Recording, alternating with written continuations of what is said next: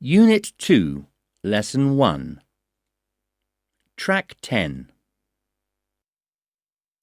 There are 4 seasons in England. They are called winter, spring, summer and autumn. In winter, it is always cold and it usually snows. In spring, it is often warm and it usually rains. In summer, it is usually sunny and it is sometimes hot. In autumn, it is cool and it is often windy. Track 11. London. Here is the weather forecast for tomorrow.